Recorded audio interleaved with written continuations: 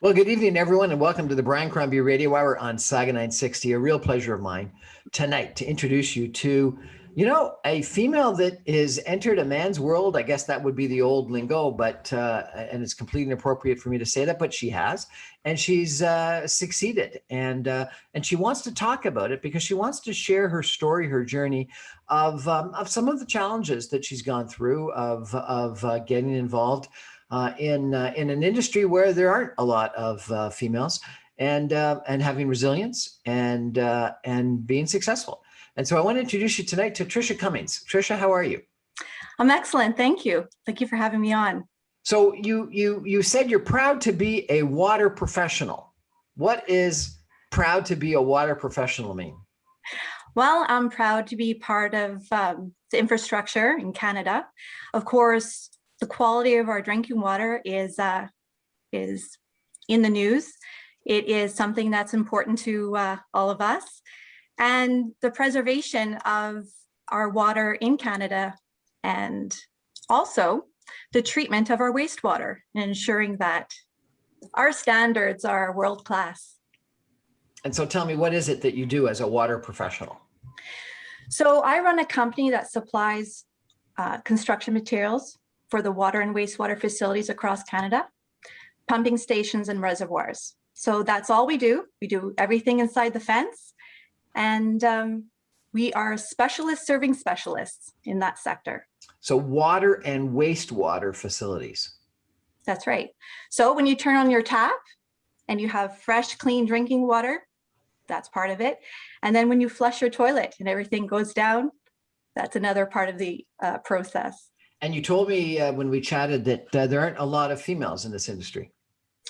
Correct. I mean, the exciting part is that it's changing and it's embracing all new ideas and innovations. And one of the things to ensure that the industry keeps on being innovative and open is to be more inclusive. And so there is a lot of embracement of women coming into the industry, as well as people of color, different ages, etc. Tell me about your educational background, if you could. So I was educated in Alberta, a great school called NAIT, Northern Alberta Institute of Technology. I went there for chemical engineering, and I also got my power engineering as well. So anything that has pressure in it. And being from Alberta, primarily that industry was oil and gas. So that's actually how I started in the sector. And then as my career progressed, I moved into water and wastewater. But, oil and gas is also another male-dominated industry that I'm proud to be a part of in my past. You don't look like the typical person I expect to see in engineering school. And that would be accurate. I would say that that's one of the bias that we have is, some would come and judge me. And I've always come into the industry feeling like I belong there. And I think it's that confidence that really pushed me to be embraced by the people around me, because they were curious how somebody of my stature ended up in a male-dominated industry, because I'm only 5'3" and probably barely 120 pounds. How did you choose engineering? Quite honestly, how I chose the program isn't very glamorous. Nate had put out a promotional catalog that showed who was the most employable and how much money they made. And I chose that based on, almost being guaranteed a job and making money at it. Well, it sounds like you've been a big success since then. So congratulations. Well, thank you. I actually started my career working in the field in a natural gas plant. So as an operator, which is really unique to be more in a physical job than just theoretical or in sales. We're chatting tonight with Trisha Cummings, who is runs a company that supplies the water and wastewater business. She's an engineer, and she wanted to speak to us because she wanted to inspire young females to get involved in non-traditional kinds of of jobs and industries, engineering and water and oil and gas. We're going to take a break and come back more with Trisha in just a minute. Stay with us.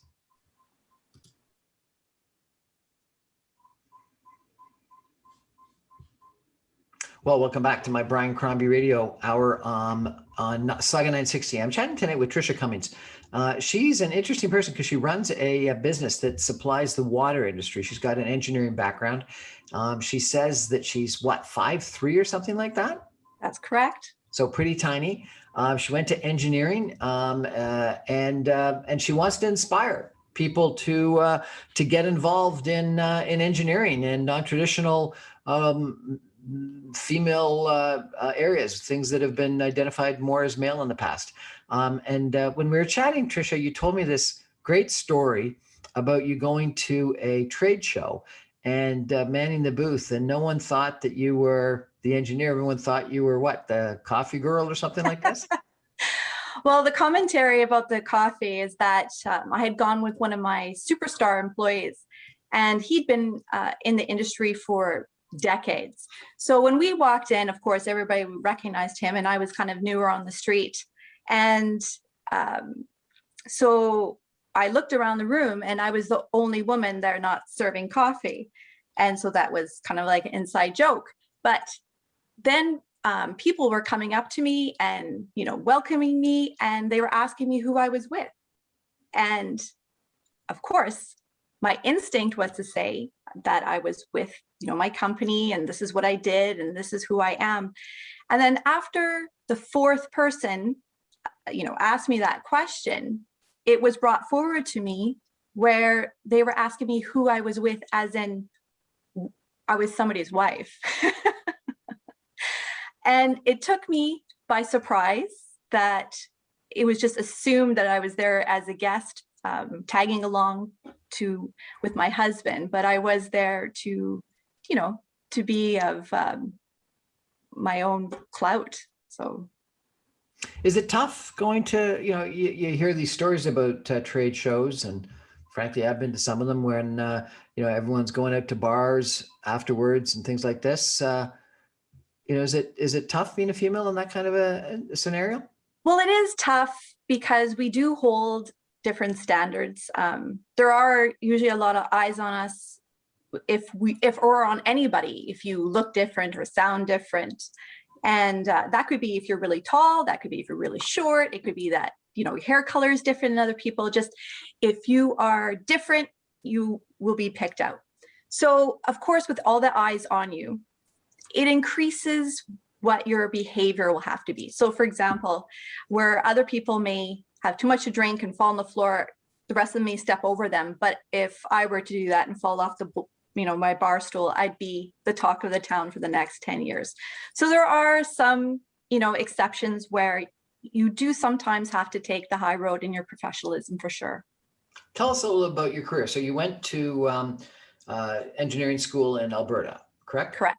Yes. And then what? You got onto the oil business, the oil and gas business? That's correct. Then I started to work in a natural gas plant up in northern Alberta.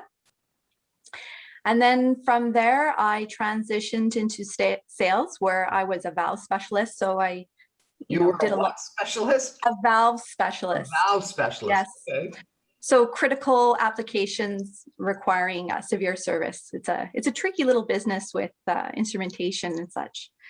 So I became a specialist in that. And then I got hired with the same company I'm with now. And 18 years later, here I am. 18 years with the company. That's correct. In Alberta, but you're now in Ontario, correct? That's correct. So I started my career in Edmonton, and then I transitioned to Cowboy Town, Calgary. And then in 2012, I moved out to Ontario, where I reside today. Yeah, but there's a story there. Tell us that story. The story, in 2012, my husband at the time was being transferred to Toronto. And so I carried on, and I wrote a business plan to ensure my employability in my new province. And it was to look after the water and wastewater implant portion to our corporation. So, a year later, executed the business plan, and I have 2 offices. I have one in Toronto and I have one in Edmonton, and here we are today, being a dominated company. Fantastic. So, you've been a big success in the wastewater business and the water business. Has it cost you? I don't know if I would say it would cost me, but I would definitely say it gave me the opportunity to grow. And that's an exciting thing. And, as you look back, you see areas that you could have done better. And from those learnings is how you carry on and make things even better than they were before. We had a big scandal, the Walkerton water issue. When was that? I can't remember, like 15 years ago or so, I think. Tell us what went wrong there. Well, there was a whole bunch of things that went wrong in that scenario. And I'm proud to say that the government took it quite seriously. There is exceptional training through the school, actually, in Walkerton. And it's something that is an embarrassment to our province and to our country, for that matter. But it really set the tone of what is acceptable and what is not, and put parameters in so it doesn't reoccur again. And what does a company like yours do to ensure that we've got safe drinking water? Well, there's a lot of regulations that come into drinking water, for example. And Ontario has its own, board, as every province does, and every year they review these. Sometimes I'm part of, the advisory portion where we give feedback, but really it's ensuring that our materials that are going into these facilities are not leaching in any additional contaminants such as lead, even the PVC that we carry, that all the materials now contribute to safe drinking water instead of leaching other materials that would be undesirable. Do you sell to primarily municipalities or to who? Primarily because we are project driven. We will sell direct to the contractors that are building it, and we work with them. We're a liaison between the engineering firms, the municipality, and the contractors themselves. So, another male-dominated industry is the contractors, and dealing with them across Canada. But it's been a pleasure. It truly has. We have some really great companies that know the business, that are successful, and we should be proud of their knowledge across Canada. There's only a handful really that do a good job on it. One of the issues that I've done some shows on is the challenge to drinking water in Indian reservations and Aboriginal communities and indigenous communities and things like that. Do you supply any water to those kinds of towns? They are it is a tricky area to get into, because a lot of times those northern communities are isolated. It's difficult to get materials up there. The labor force is really not trained for the construction. So it definitely is a challenge, but yes, we've been involved in many of them to get safe drinking water to those communities, as well as ensuring that their sewage is properly treated before discharge. So something we're also proud of. The government does have a lot of initiatives to ensure that they're reducing the number of boil advisories across Canada. And we're proud to be part of that. And yes, we continue to have several projects on the go that are on Indigenous land. You said something surprising to me. You said that we're trying to reduce the number of boil advisories. Correct. I presume a boil advisory is when you've got to boil water because the drinking water is unsafe? That is accurate. Unfortunately, that is the truth, that there's a lot of communities that have a boil advisory. And you can only imagine. Still in Canada today? Absolutely. Absolutely. As an example, how many this past year would have had boil advisories? Is it a dozen or is it 100? It's less than 100, but more than a dozen. So there's some that are long-term advisories. So that means that they've been going on years, if not decades, with the inability to use the water that is in the reserve, which is extremely inhumane. It would be the word I would use. Yeah, I think that Michael Moore did a whole movie on Flint, Michigan, and how bad the water situation there was, and we all laughed. And you know, have we got those situations in Canada today? Unfortunately, we do. And not only is it sometimes not safe to drink, but sometimes it's not even safe to bathe in. So, Sorry, it's not even safe to bathe in? correct. That's correct. They use bottled water. Well, I don't know the complete history, and of course, that would be kind of outside what my expertise would allow me to be an expert on of why. But there's many different reasons. Sometimes it could be attributed to the mining that was in the area. Sometimes it's actual nature, with organics in the water. There's different parameters why it may be able, or it may. I can't imagine having to use bottled water.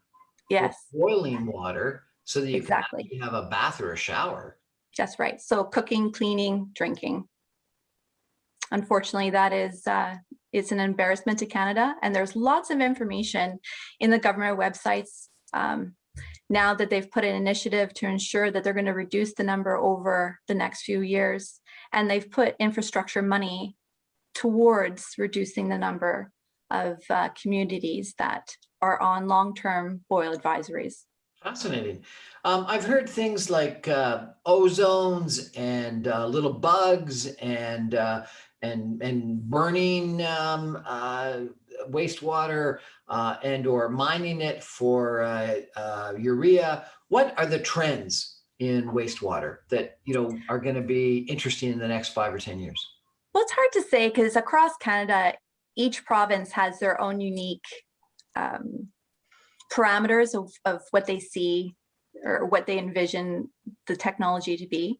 But there is a little bit of both, or not both, but all. We want to reduce the number of chemicals that we're using. So ozone would be one where it's safer for an extra sanitation.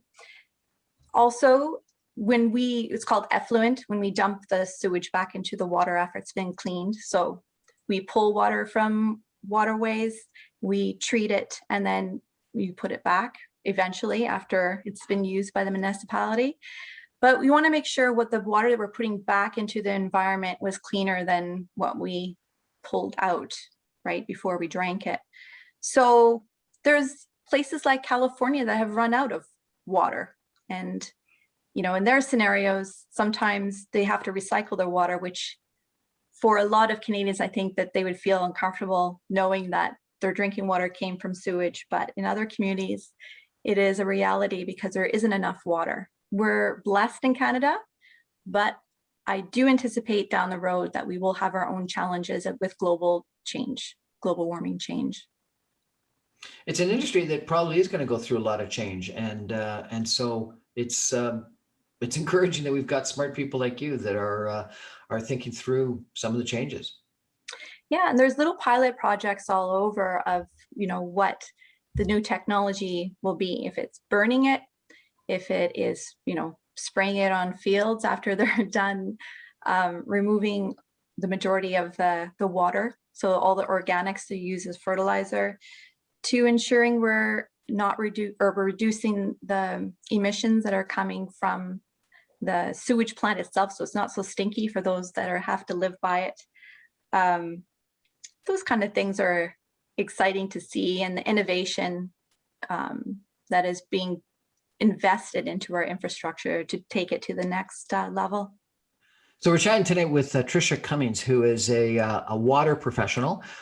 She wanted to be on to tell us a little bit about her and her industry, but she also wanted to really inspire young females to think about engineering and about historically male-dominated industries as things they wanted to get involved in.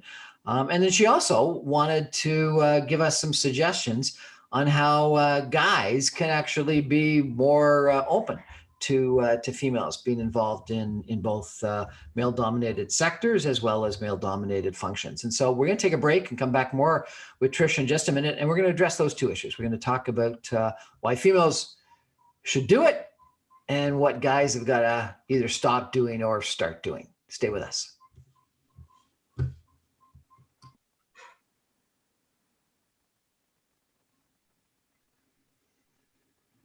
Welcome back. We're chatting today with Trisha Cummings, who is a water professional. She's someone that got an engineering degree in Alberta and then got involved in the oil and gas business, then joined the water industry, water and wastewater industry, and then moved to Ontario and is now making sure that we've got good drinking water and good sewage treatment plants.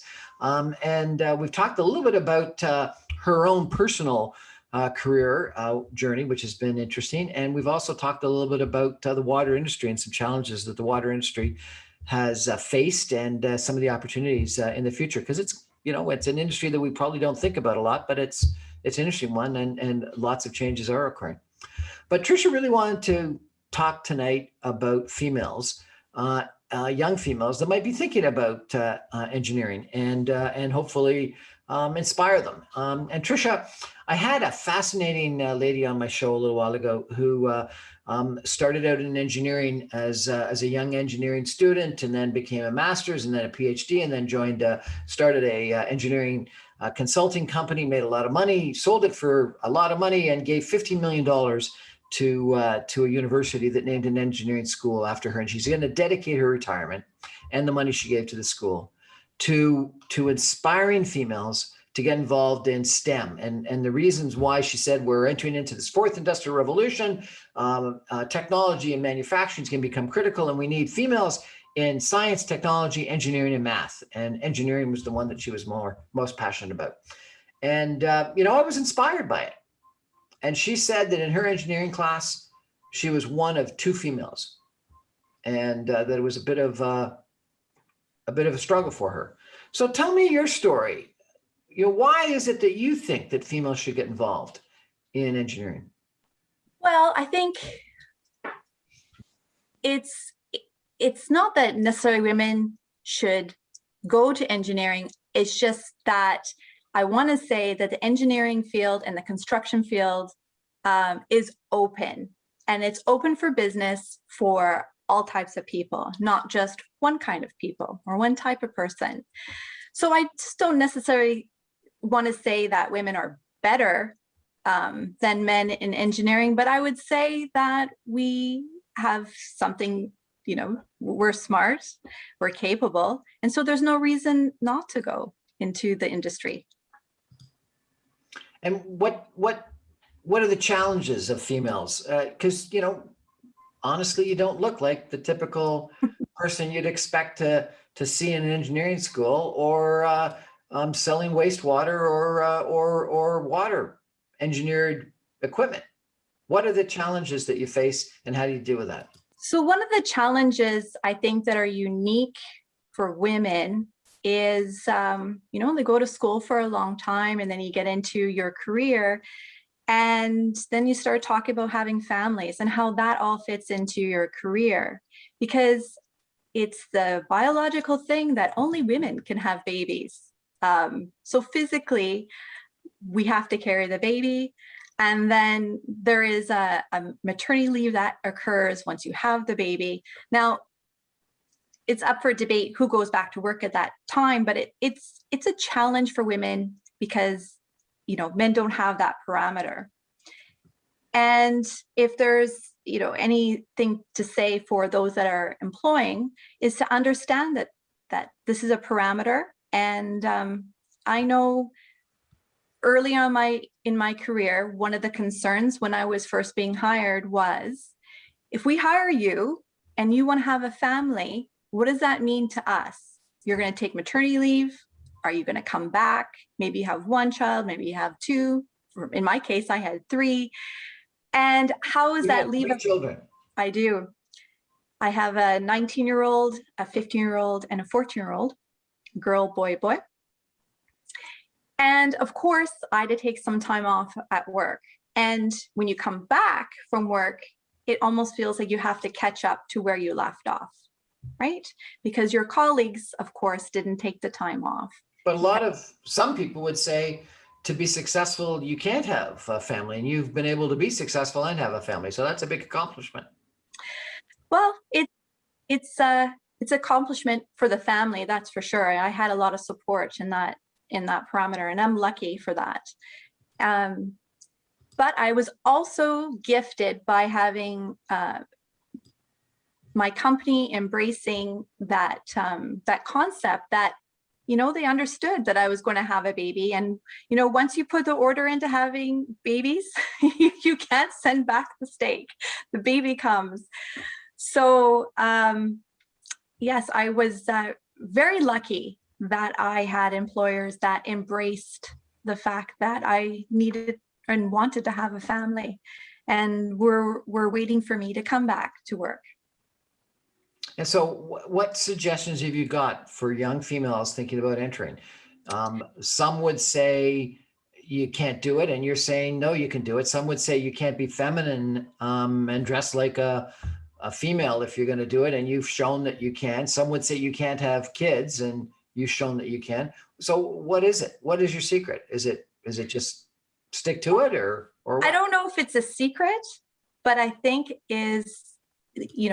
everybody has their compass, what they see is right, and just follow what is your internal compass.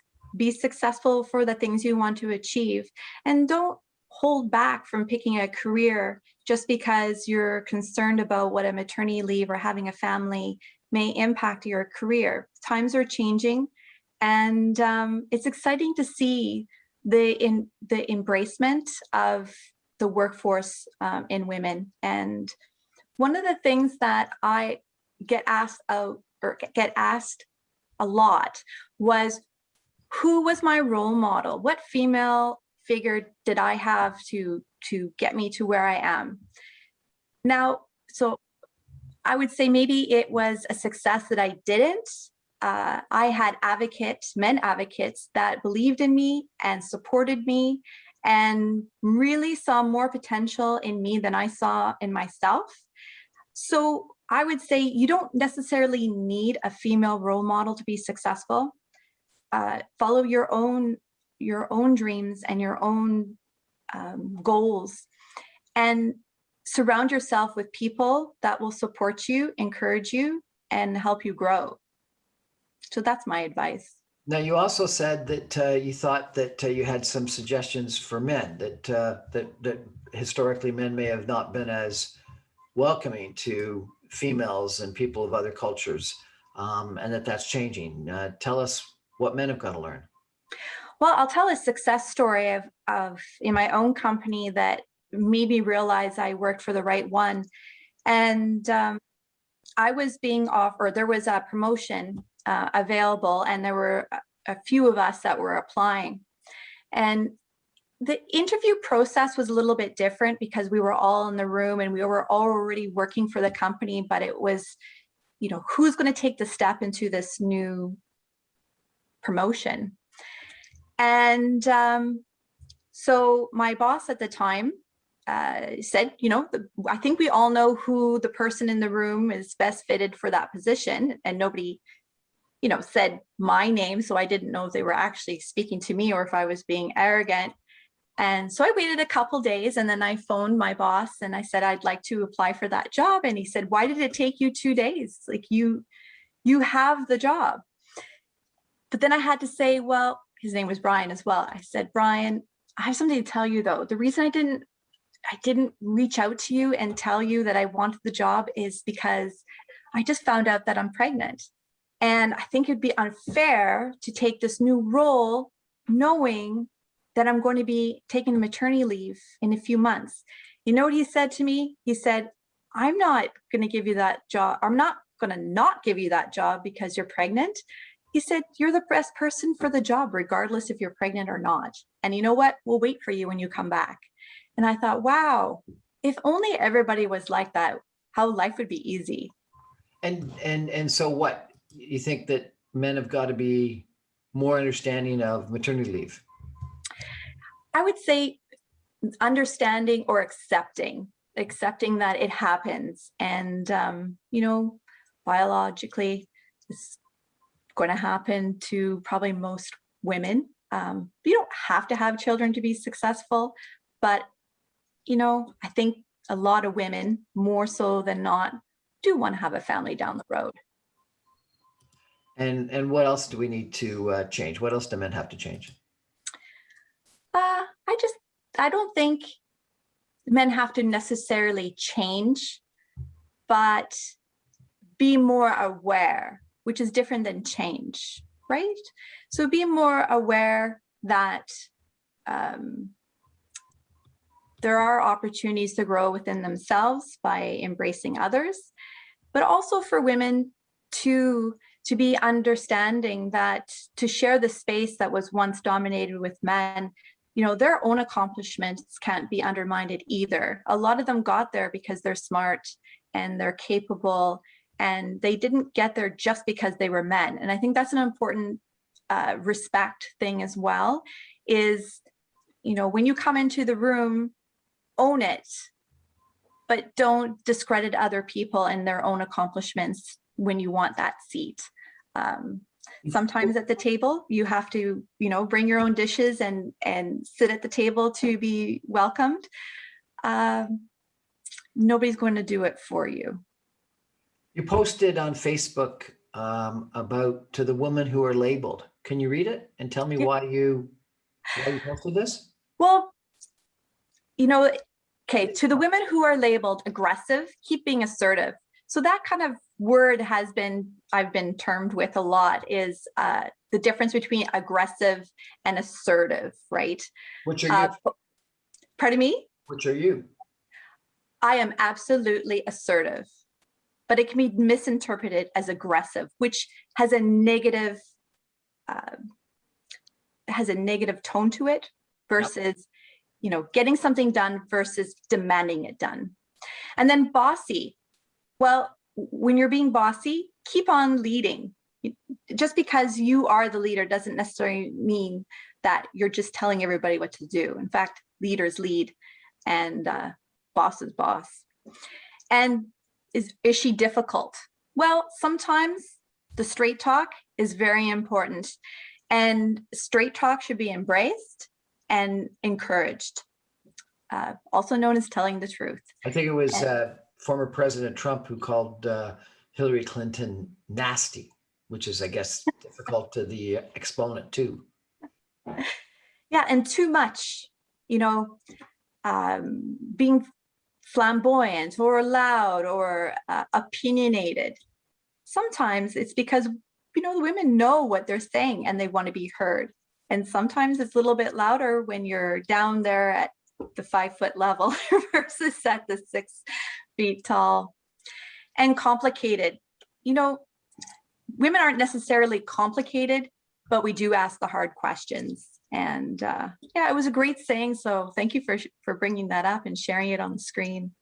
Have you been subject to, issues that have come out in this Me Too movement?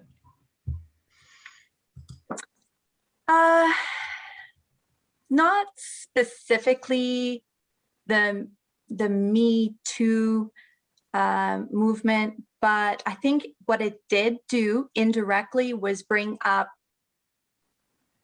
issues overall in the workplace. Things that used to be tolerated, such as, the naked girls in the calendars, were taken down.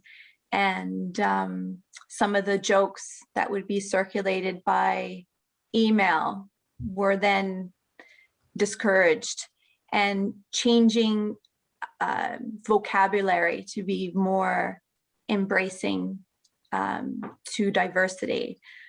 So I wouldn't say I was affected directly with the Me Too movement, but I think it opened the conversation in other areas to make it effective in the workplace. You seem to also post a fair amount of inspirational sayings. Why is that? Well, I just want to encourage people to be the better of themselves.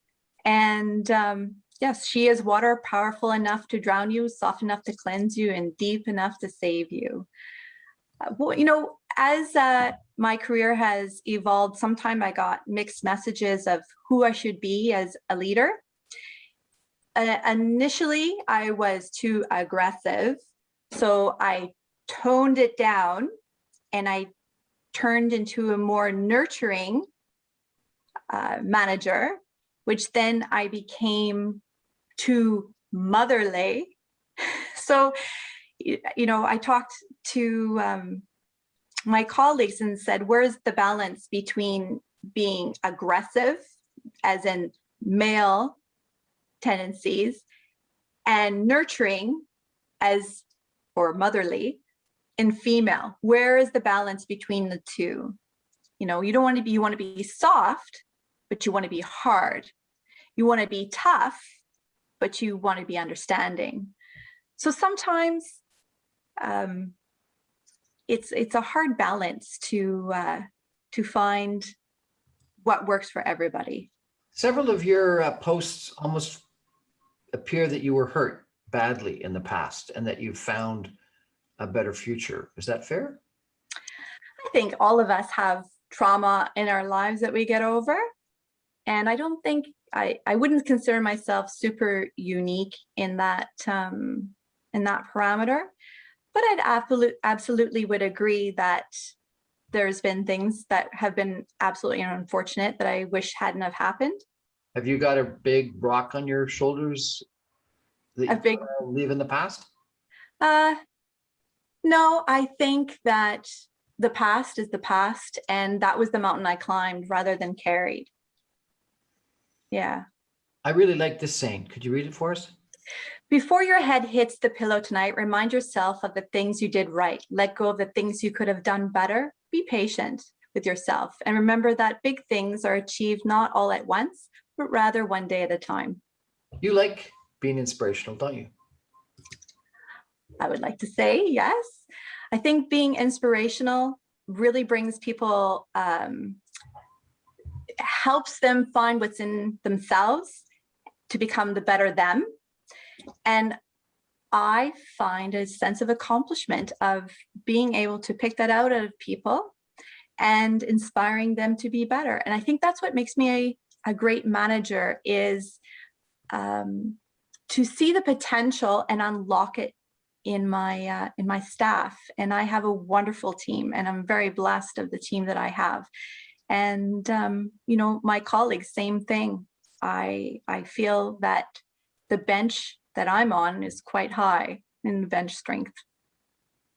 We're chatting tonight with Trisha Cummings. She is a water engineer, sales person, runs a company, and they sell to the water industry and the wastewater industry. And she's trying to inspire young females to think about, if not engineering, at least more technologically oriented occupations and male-dominated occupations. Not that they have to do it, but as options. And that to be successful, you need to be resilient. You need to be assertive, not aggressive. And you need to not. You got to stand up to the guff that guys are going to provide too often, particularly when they make comments like, "Who are you here with?" when you show up at a trade show. I thought that was a cute and probably a pretty accurate story. We're going to take a break and come back with some concluding comments in just a minute. Stay with us.